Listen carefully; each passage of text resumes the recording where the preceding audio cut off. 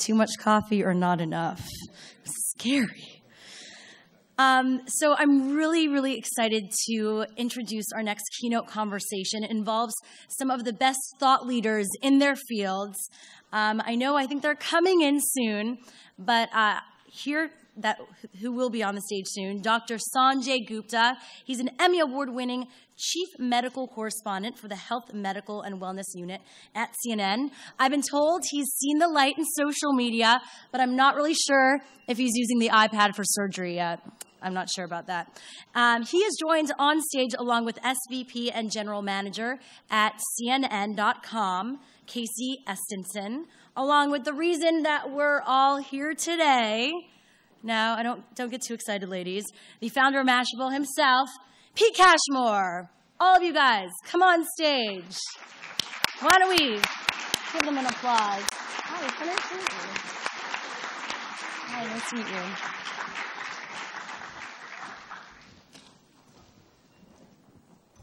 Good afternoon. Thanks for having us. Delighted to be here. Thank you, Pete, Casey. I'm really excited to be here. I've thought a lot about this particular forum. I'm a doctor who's also a reporter.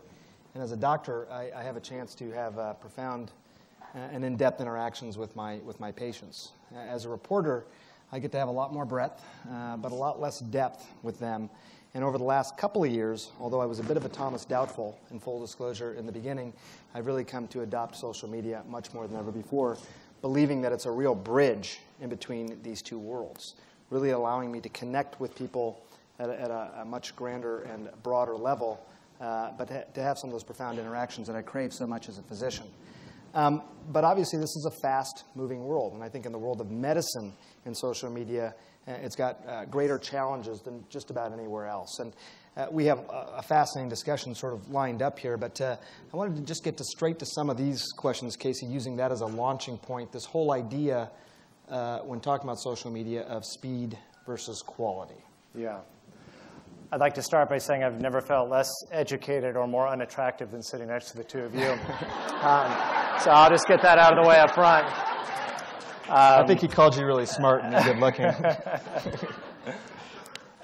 Yeah, I mean, I think that that social media is redefining the journalism landscape, and I think it has been for a solid 5 years now. And we have nearly 3,000 journalists inside of CNN, many of whom have been trained over 10 or 20 or 30 years in source gathering and fact checking and the origination of news. And I think part of what's happened with that, with social media, is the barrier to entry of what we've traditionally called journalism has just changed. And so we've seen that at CNN through things like iReport, which is just somebody could be out in the field, say we've got an oil disaster in the Gulf, and they're capturing footage on their cell phone and bringing it in and submitting it to iReport. So does that mean that person's a journalist or not? I mean, who are we to say, right? It's citizen journalism. We have bloggers who are following, niches and verticals passionately. I mean, I think Pete's story and Mashable's story is one of the great success stories of that. We were talking backstage before, and in 2006 or 2007, I was taking a real interest in social media, and Mashable was a primary source of mine when I was at Disney for trends and what was going on, and it just kind of felt like Pete was inside that beat in a way that nobody else was.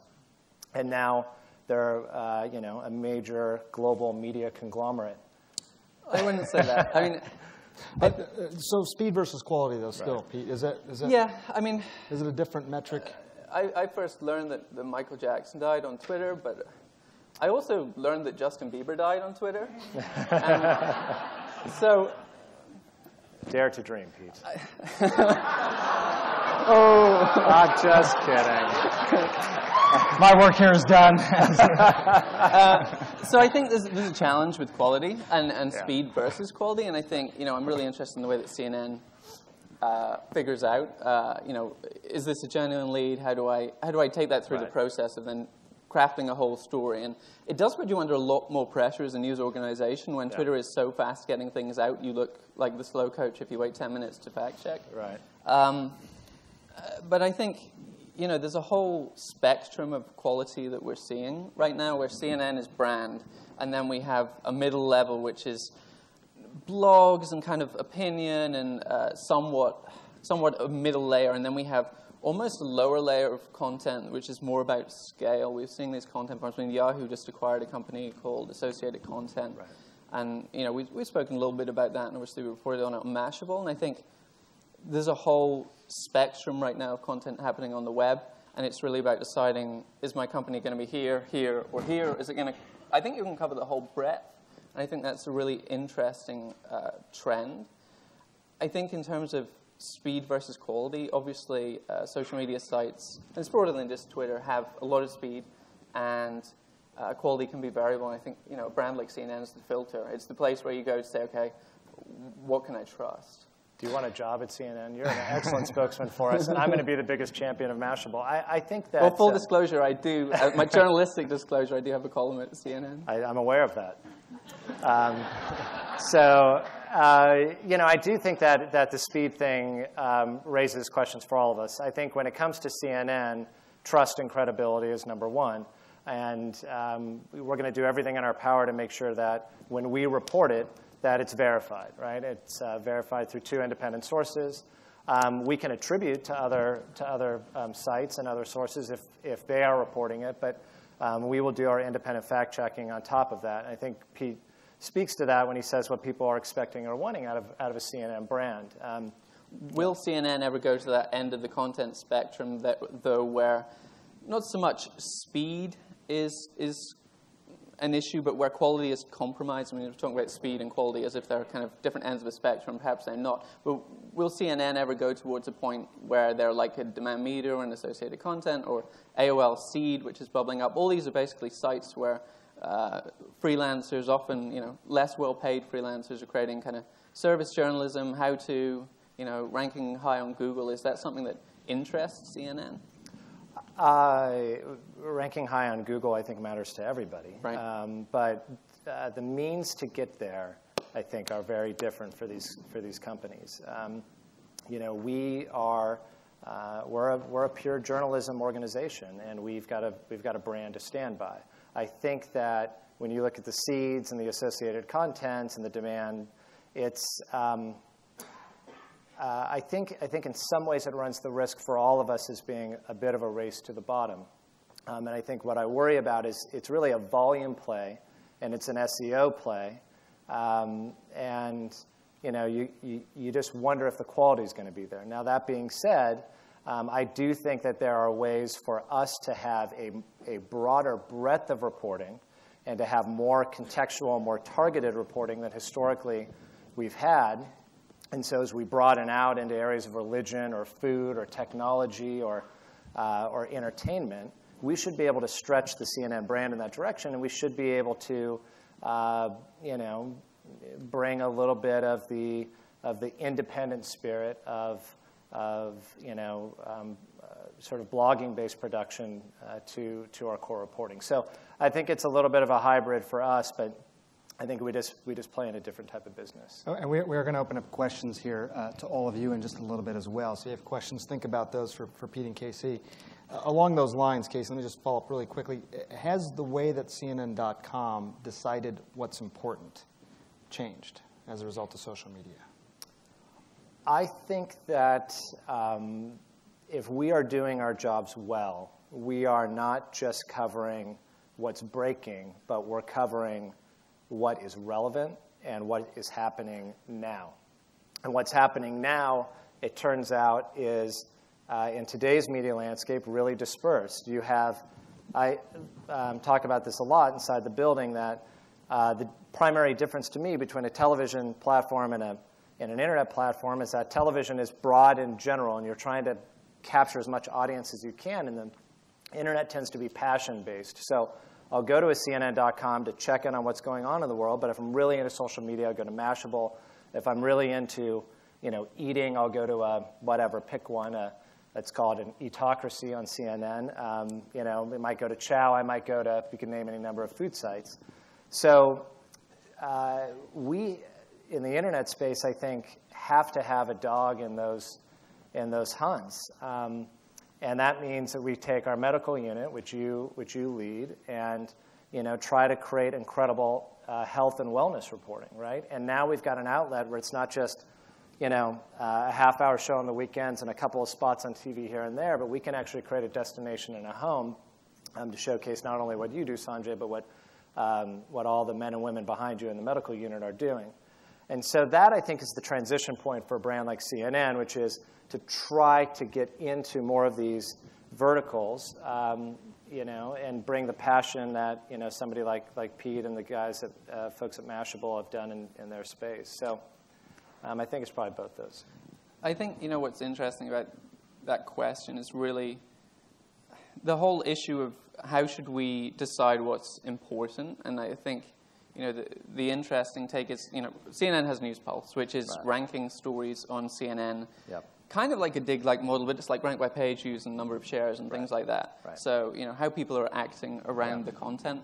And I think the real interesting question is, will we go all the way to a point where users are deciding everything that's on the site? You guys have like a Facebook likes integration as well, so that when I go to CNN and go to Mashable or any number of sites, and you get stories kind of almost ranked by your Facebook friends, how many people liked something. So we're getting a lot more of that stuff in. I think the question is, how important is that versus editorial judgment and decision-making? And I personally feel like, the stuff that I need to know and the stuff that I want to know, and those are different things. And, if you put, Gulf oil spill on the front page and say this is important to you, it's something that I need, and it's kind of the vegetables, and I'm not going to skip straight to dessert. I'm not going to suddenly be like, oh, wow, entertainment news, let's hop over here, gossip, And I think if we let it go towards purely user-generated content, I think we could end up in a point where it's the lowest common denominator stuff. And but I will it sounds like you and Casey agree on this then. Yeah, I think so. I think so. And I would say that, this is the democratization of storytelling and reporting. This isn't just four guys sitting in a room making decisions about what the world should read. Those days have long since passed us. If we are doing our job as an organization, we're listening to our audience. And we are, in fact, putting more editorial resources in and against the stories that they are most interested in. And it's sort of like, who are we to say? We certainly know that the oil spill and the disaster that's unfolding in the Gulf is a story that transcends every person, everywhere, in every country. You were just there. From environment to health effects to economic effects, we have got to be there and do that story in a way that I think only CNN can. Haiti would fit in that category as well. But how do you handle things like the Justin Bieber haircut trend, or the or smaller stories in technology, the iPhone launch? And as somebody who's running the site, I'm sort of like, who am I to say whether or not iPhone is more important or less important than Gulf oil spill? We need to be able to provide a platform for all that. And here, if our audience is really into those things, we need to be able to put those stories up and put more reporting resources behind it. I think that pays the ultimate compliment to an engaged audience. And so, if we're doing that, I think I think we're doing the right thing. It sounds like what you're saying, Pete, is that ultimately, while there may be a lot of different trending topics or popular topics out there, for them to really gain a air of legitimacy or validation, they have to be presented somewhere else. I think that's somewhat true, although that somewhere else doesn't have to be CNN. That could be a trusted friend. I mean, if I'm looking for medical advice, I'll trust you. But if I'm looking for car advice, I'm going to trust my friend who's a car mechanic. So it's about this contextual trust. I don't necessarily trust CNN for car mechanics advice either. I think it's really about this context of, and even with Facebook, we see it where, okay, I know this friend can be trusted for curating news content or ranking news content on this particular topic. But I think there's a verticalization to that trust where it's to do with specific niches and who's the expert. And for many people, I feel like That's not necessarily always going to be a news brand, but it might be, depending on the topic, want a new mobile phone, I'm going to speak to someone who knows about mobile within my own network. Right. So I think the filters are much, much broader than just, hey, it's a news brand. It could be a friend. It could be a trusted contact. With regard, there's a lot of social media sites out there, but with regard to Twitter and Facebook specifically, Pete, do you find one has readers that are more engaged, more responsive? We find engagement easier to track and potentially higher on Facebook because, well, firstly, Facebook does all these threaded conversations, so it lets readers talk to each other. And also, Facebook provides much better analytics in terms of tracking how people are reacting to content, almost customizing content for that readership. So we have personally found that, and this is kind of a change over the years. Facebook's been ascendant in terms of news distribution. Twitter used to be, the one and only one, and Facebook was, what people used as social network with their friends. And we've kind of noticed a turnaround, actually, where Facebook started to really, the other thing about Facebook, though, is it's much easier to track traffic that's coming from Facebook because it's very much a website. Whereas Twitter is a kind of a distributed medium where if you come from one of these various mobile applications, it's much harder for us to track where you're coming from. So we feel like Facebook is ascendant, but it's a tracking issue with Twitter. Is it sort of the same thing, Casey? And along those lines, I mean, at what point, when you think about some of these social media sites, does it go from being collaborative, which is sort of what you're describing, to competitive? I think we all compete with each other, and I think we all have to collaborate with each other. I mean, the word frenemies is sort of overused and worn out, but I do think it's the nature of technology. We all live in a world of alliances and competition, and I think those traditional lines have, they've eroded. And you can say that social media is chipping away at core publishing and content sites like CNN.com, and you can also say that partnering up and integrating Facebook to the extent that we have on our homepage has been additive to our audience and has provided a value to them in being able to post stories and such off our site directly to their profiles. I think that brings an immediacy and an engagement. And I think when it comes to working in a traditional media company and working on digital endeavors, you have to go boldly. What about with something like YouTube, for example? Yeah, I mean, we've got a pretty strong track record. We did the YouTube debates for the presidential inauguration. We did the Facebook integration around the presidential election debates, the Facebook integration around the inaugurations. I think that our iPhone app was pretty strong when we put it out to market, and iReport in some ways redefined or legitimized at least citizen journalism for a world of people. So you've got to go there. If you don't go there, and you've got to apply it smartly, then I think you risk being irrelevant, which is probably the most dangerous place to be if you're in media.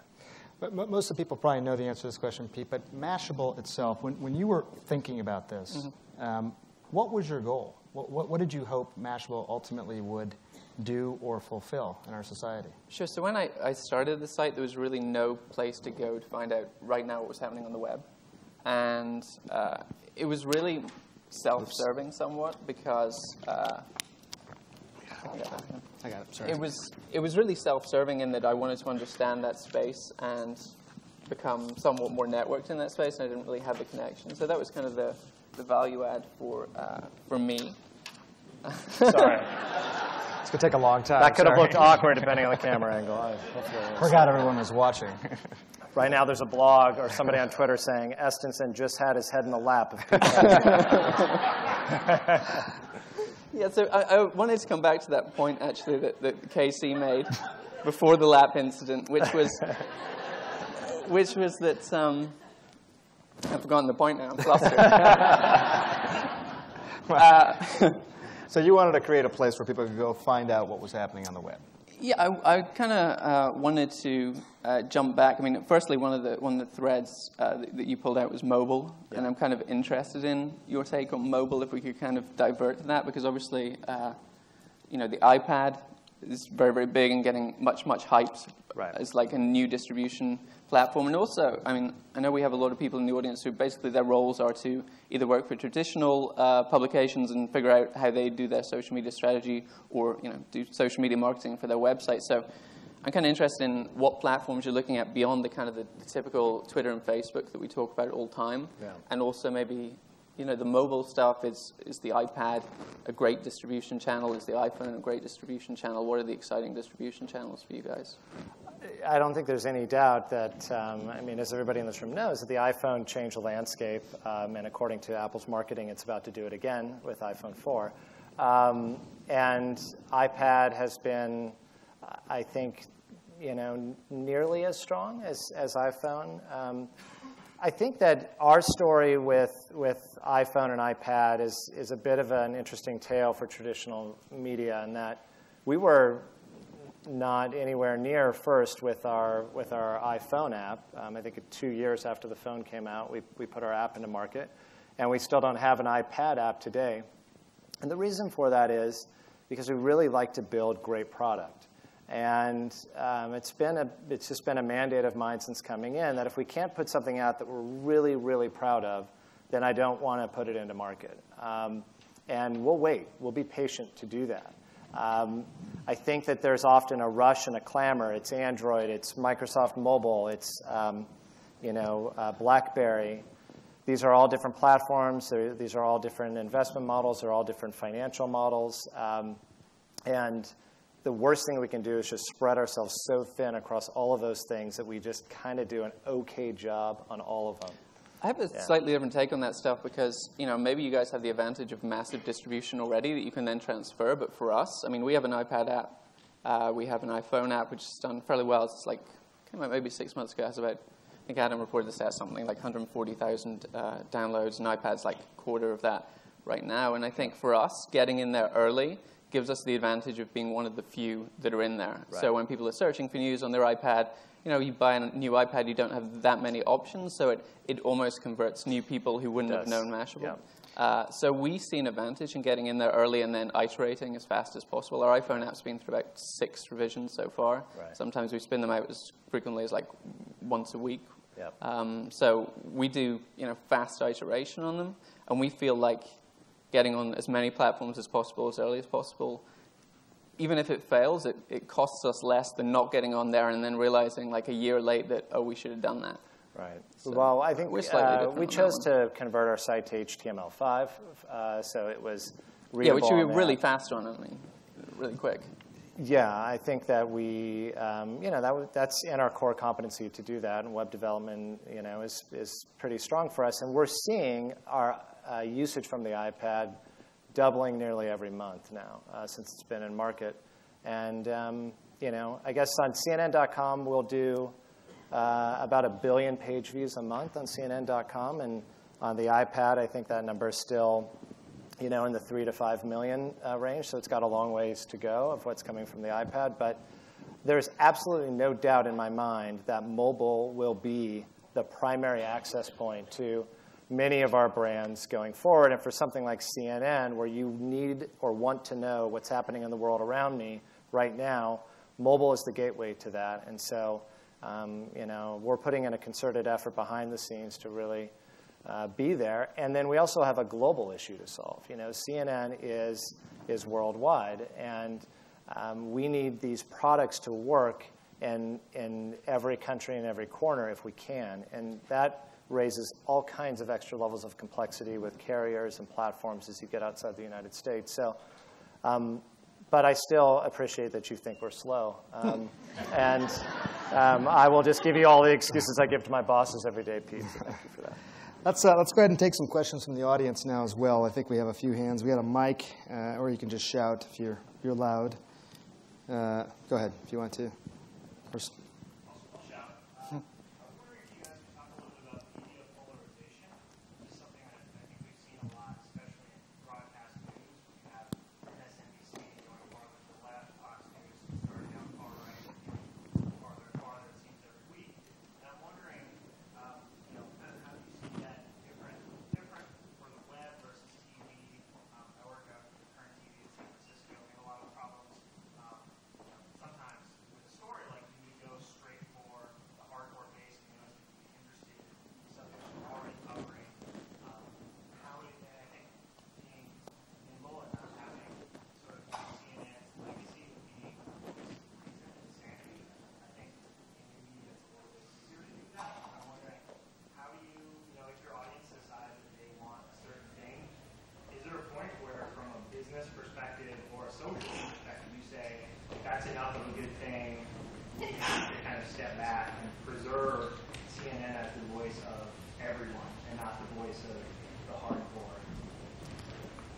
So the question for those who are watching the video is about this perceived polarization in the at least television news landscape, far right to far left.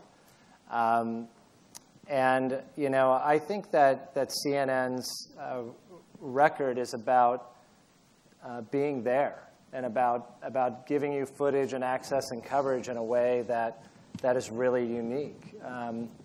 And I think when Sanjay's down in the Gulf talking about the health effects that are happening of people breathing in these fumes, that's not a left or right story. I mean, I guess it can be spun that way. The way that we view it for the website is, let's just do great storytelling, and let's try to make our reporting as strong as possible, and let's get you video of that that is as strong as can possibly be. I will say, in general, I think for all of us, the quality quotient of what's expected on these platforms is rising rapidly. I came out of Disney and ABC, and I saw it happen in primetime television. A show like Lost is something that you could only see in the movies, in the theaters 10 years ago. And that production quality came into the television set. To me, the same thing is happening now in news gathering, and it's raising the cost for everybody. And that will, I think, be part of what CNN can stand by, is its incredibly strong global coverage of events. And that is not about being left or right. The other thing that I think separates us out is, television, and when I say us, television versus web, is television tends to be more of a personality-driven platform in prime time. And so far in the web, I've not seen that unique talent, no offense, Sanjay, makes a huge difference to web traffic and web usage. It tends to be more about the quality of the storytelling, the depth of your coverage, and your ability to bring a wide variety of perspectives to whatever you're covering. And so I think what we try to do is make the site a real source of news, and bring in our great talent and correspondents like Sanjay and others where appropriate, but we don't necessarily feel like we have to lead with that. Yeah. I have a slightly different perspective on that. I feel like the polarization of news is largely a business decision. You look at Fox News' stats.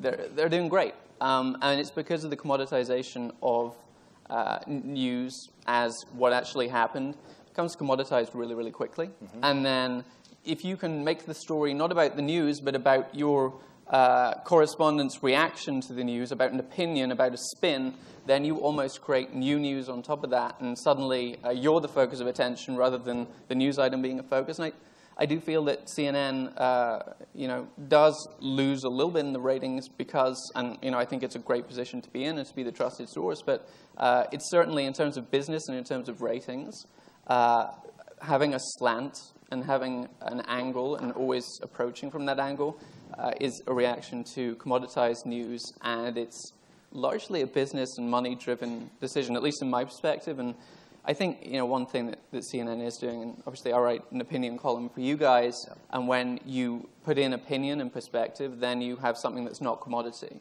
that's unique. My opinion on the iPad is unique to me, and it's not, hey, the iPad's launched, which the second it happens is a commoditized story. So I feel like you can be somewhat neutral in your news coverage and still throw in opinion. Mm-hmm. But I also feel like that slant is really business-driven, especially in cable where it's all about ratings. It's entirely, that's not your area. It's obviously. Different for broadcast versus the web? Because what you're describing... I don't think so. No, I mean... the mandate for CNN.com We're certainly increasing our opinion and our outside perspectives. So I feel like on the web, if anything, news is commoditized even faster because it gets around so fast. I mean, as soon as someone's tweeted out about the original source story and that one's going around the web in 10 minutes, you've instantly lost a huge amount of the value of that breaking news. So I feel like whether we like it or not as news organizations, we really want to maintain some kind of neutrality on that. I think there are definitely strong business reasons why blogs in particular tend to take opinion rather than, or some kind of perspective. For Mashable, it's about adding value and adding our own opinion anyway, rather than just giving the flat press release. And do you have some data, Casey, on the more opinion-oriented parts of CNN.com versus the more narrative, the storytelling, the video? Yeah, I mean, I think I would refine Pete's comment by saying, maybe this is a nuance, but I think there's a difference between slant and angle. And, we try everything with all of our might to not write with slant. But we do want to have interesting angles and interesting entry points into the story. To Pete's point, we launched or relaunched our opinion section, and we've started to plus that up. But you know it when you're in it. It's not the gestalt of the entire site. It's like when you come in, it's an op-ed place, and it's a place for commentary that I think is meant to be provocative. I happen to believe that you can do great, honest, down-the-middle reporting that is also provocative and engaging and exciting. That, in fact, is the challenge, I think, for all of us in the media business. It is often easier to play the slant than it is to play direct, honest, hard reporting. And that can get you, I think, short-term return. But over a long haul of a brand equity and brand value, to me, I think that there needs to be durability. You see it in the blogosphere. A lot of blogs will write hard, kind of hard, edgy, points of view.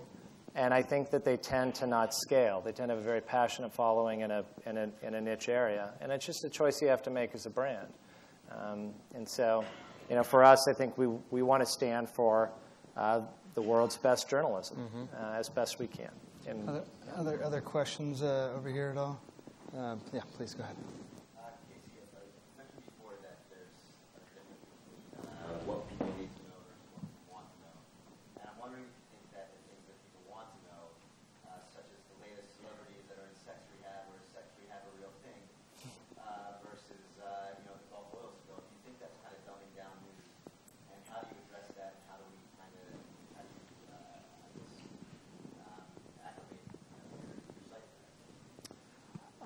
So again, we don't have mics. There was a question about balancing out stories like Gulf oil spill and it was sex rehab. Thank you for that. And thank you for making me say that to the room. I think that it has to be, it has to be both. These transcendent stories, of which we've had many. I mean, Sanjay could not have been busier, starting with H1N1 and going through Haiti and into Chile and now down into the Gulf. It's been a pretty incredible run of stories. And that for CNN, that is always the bread and butter, right? Those core areas of geopolitical issues, of politics, of natural disasters, of deaths and assassination attempts and coups, and whether it's Thailand or Iran or what have you. But there's a lot of time in between those stories. And I think what the internet is showing us is that when people are given choices, and we lived in a cable world where we thought, well, I went from 3 or 4 broadcast networks to 500 channels, and that was choice. And the internet blows that up by orders of magnitude. For a site like CNN.com, I think that we have to play in as broad of areas as we can and try to bring, frankly, the trust and respect and authority that we have in those core breaking stories into these verticals. And so when we launch a tech section and we were looking at who we wanted to contribute and write, I mean, Pete comes to mind, because I think Pete carries a lot of trust and credibility and respect, not just because you invited me onto the stage, Pete. But we're trying to find people who have an authenticity and an expertise. Sanjay is a neurosurgeon, doesn't just play one on television, actually is one. And we were going to do a prep call for this on Sunday night, and he got called into surgery, into late-night surgery.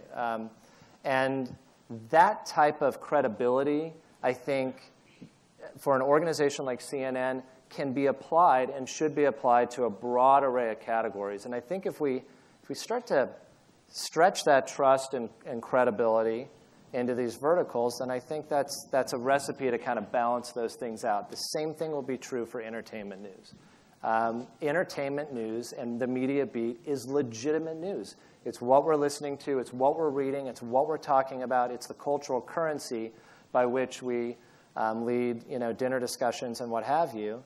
I think that it's legitimate for the brand to be there as well. So, just bouncing off that a little bit, there's always going to be times when you have stories that are breaking, that are big geopolitical stories, versus more pop culture stories that are also hugely popular and important. And at times when you have to make a decision, not the times in between, but the times where you actually have a plethora of content, what are those discussions like? They tend to be pointed and heated at times. I will give you an example. When the riots were happening in the streets of Tehran, shortly after the election in Iran, we were pushing that story fairly hard in the site, and we were giving it a lot of homepage real estate as it deserved. Even with that, the #1 story on the site that day happened to be about Usher's divorce. So, that's an interesting discussion, right? It's like, are we going to discuss the political ramifications of what's happening in Iran and whether or not that election was accurate? Or are we going to give the credence and more weight to the story of Usher's divorce? And again, to me, I think the homepage can do both of those things. And I think it's up for users to decide. But if I don't do the Usher divorce story, and we don't at least have something to say about that, then I think we just are missing a chunk of people who are passionate about that subject. Chris Brown and Rihanna. A week after that story broke on, I think it was the night of the Grammys a year ago, that was still, Chris Brown and Rihanna were still the 2 most searched terms on the site. 7 days later, we'd effectively left that, on television and mainstream media. If you're listening to urban radio and things, that story was still really popular. That, to me, says, if that's some of the most popular and most searched terms, that we should be doing a little bit more news gathering, that we should be going out and getting commentary, that we should be talking to people about what's going on there. And that's what I think, to bring this conversation full circle, is sort of happening. It's just a very simple concept of listening to your audience and providing a combination of what we believe is editorially sound and what our audience wants to hear about. And I think if you follow that, then we'll do okay. Just about 5 more minutes, so I'll get as many questions as I can. Right here, please. So a question, I guess, more for KC. You're a traditional media company, right? But at the same time, you're not really that different anymore to Pete's business. You put words and pictures on screens, and you're both, I presume, primarily advertising funded. So basically the question is there enough room for everyone? I mean, you've got all these sort of legacy businesses. You've got newsrooms and journalists and studios, and Pete doesn't, but at the same time, you're sort of trying to move into his section and covering tech, and you've got people like the BBC in the UK. Everyone's covering everything. Is there honestly enough money to fund all of these different media companies? Before you answer that, Casey, let me ask, what are your resources, Pete? We certainly don't have studios and the various stuff that he lists. I mean, right now we have a central office and we have about 30 employees. So, we're a small business by our terms, kind of coming up to being a medium business and growing really quickly. I think kind of the nature of that question was like, we're already in that vertical, and is CNN going to get into that vertical? I think, one of the things that CNN's doing, and I can speak to this because, we've worked together on it, is picking out, curating posts. So they'll pick out interesting posts from Mashable and have an agreement that they can syndicate those in full when they're relevant. I think that curation piece is really, really important for big media companies getting into niche verticals because, we're already covering this. We have, people focused fully on social media and tech. So, if there's general interest publications that want to write about those things, they can just as easily go to those niche publications, and that's a great deal. It drives traffic to us from a major news site, and it provides, really neat, niche, specialized content for these big sites. But I don't know what your take is on that. I think that there's room. I think if Google goes out of business, there's a lot of room. But in all honesty and all kidding aside, you just look at a magazine newsstand, right? I mean, there's 10 or 15 magazines for each particular passion or interest. If you're into, well, it's magazines. But, I think when you talk about the online space and you take a look at where we're at, whether it's Mashable or TechCrunch or GigaOM or Engadget, I can go down a list of sites. Those were ranked by popularity? Or by... Well, I just threw them off the top of my head.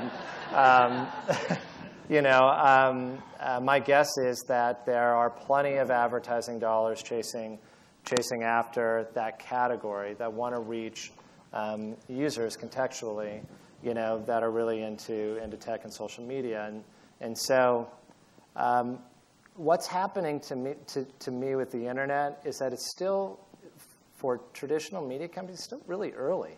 And this is early days here. We happen to have the good fortune of having a very strong core business. You called us a traditional media company. I might have even said that on stage. I'll have to go back and watch the film. But I think of us as like a progressive media company, right? We are trying our hardest to embrace this multi-platform future. And the nice thing about a CNN versus, let's say, a newspaper is there's no trade-off. What television does really well. And what the web does, it does really well. And that's what we set out as the endeavor. Let's make great television as best we can. Let's make great internet content as best we can. The primary thing being you can actually encourage engagement online, and you can get it in real time. And if we start from that point with our reporting, our storytelling, our selection, our curation, our cross-linking, our message boards, our chatting, and our commenting, and bring that in full circle, then I think we'll be fine. And yes, I happen to believe there's lots of money. It just continues to grow. Our head of ad sales is in the room, and I would say I'd like it to grow faster.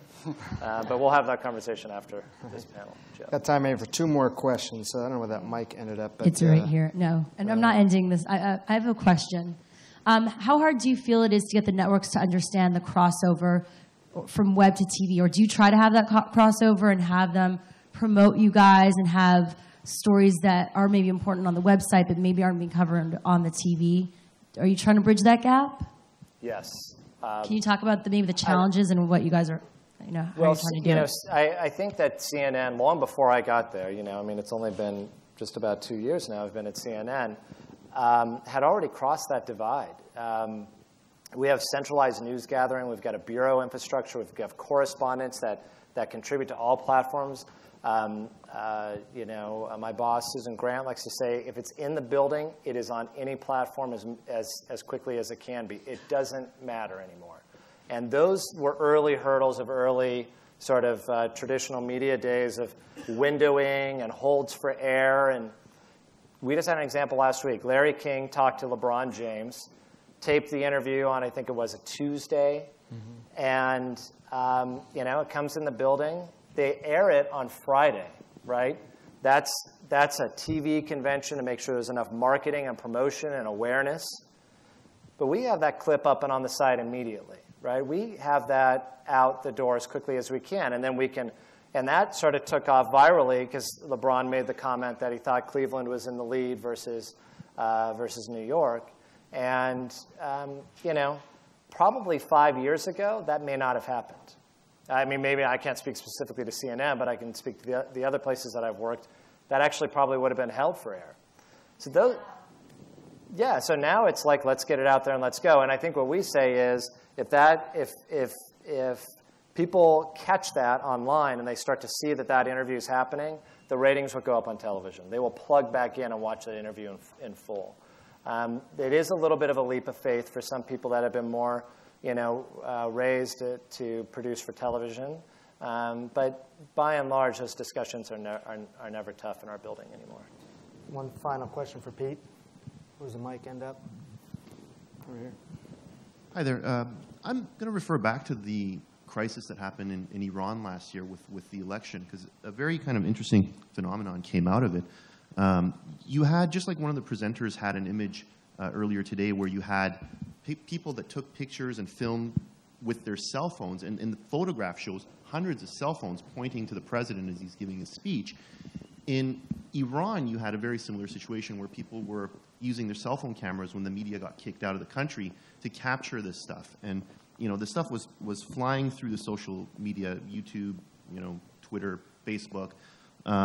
And it took a while for the mainstream media to kind of catch on. CNN was actually one of the first to catch on and start showing that information. So I guess my question is, how do you see yourselves sort of utilizing the fact that this kind of citizen journalism is kind of spreading throughout the world, especially in places like Iran where it's very difficult to get media in there? How are you guys making use of it? How do you validate it? And what's your strategy overall in coping with this sort of shift in how information just propagates just from people using their cell phone cameras, the whole citizen journalism? So that was a question about how's CNN, I think, largely using citizen journalism. I guess that's an iReport type question for you. Right. Tehran, I think, provided a very unique set of circumstances. Effectively, the government imposed a media blackout. And most, if not all, Western journalists were either cut off or asked to leave. And it got very dangerous very fast. Then we started seeing videos and tweets popping up. And what happens for us with iReport is if those are submitted to iReport, we go through a verification process, right? We vet those stories. We call the person who submitted the video. We interview them to give us a level of assurance that that video or that claim is not altered or false. Now, somebody can post directly to iReport without us vetting, and it goes up on the site, and it says not vetted by CNN. But as soon as we go through that process of verifying with a producer, then it's ready and it clears for air to put it up on television or what have you. And I think what happened in the beginning stages there is we weren't really sure how accurate and how much of this sort of abuse was happening, right? And I think that what we did was we mobilized a desk. Essentially, we set up like an instant unit. We happen to have our head of international news gathering, Carissa, who is a native speaker in the language and had a lot of expertise in the region. And again, this is where somebody like CNN, I think, has a real advantage. We've got people in the building who know that country, who know that region, who have been there. And we set up the desk, and we started running and vetting these stories. And we brought in Ivan Watson, and Ivan's reporting from the desk, and he had some expertise in the region. And so you start to piece those things together, and it does become a bit of a social media-driven or web-driven story that's really unique, right, because of the media blackout. But that, to me, is the payoff of 2 or 3 years of work and investment in something like iReport to get to a day where you have a story like that. And I think in many ways we'll look back at that as being one of the most transformative moments in modern news gathering because it couldn't have been done with traditional methods. So. Pete, I don't know if you have any final comments, but I was wondering sort of where Mashable goes from here. I mean, your growth and what's next. Sure. So as of this week, we actually tweaked the site a little bit. So we've started doing channels, and we're starting to verticalize a little bit more, actually, within social media and within the web space. And what we really want to be is a wider guide to the web, to using these tools, whether it's for marketing, whether it's for your nonprofit, whether it's for you as an individual, to be a utility and a guide to all of the web in whatever vertical you work. So if you work in entertainment or you work in, or you run a small business, we can offer the kind of the resources that you need to use the web most effectively. So it's expansion into more and more verticals for us over the next year. Well, we are out of time. I appreciate it. Thanks so much. Round of applause for these guys. Thanks very much. Appreciate it.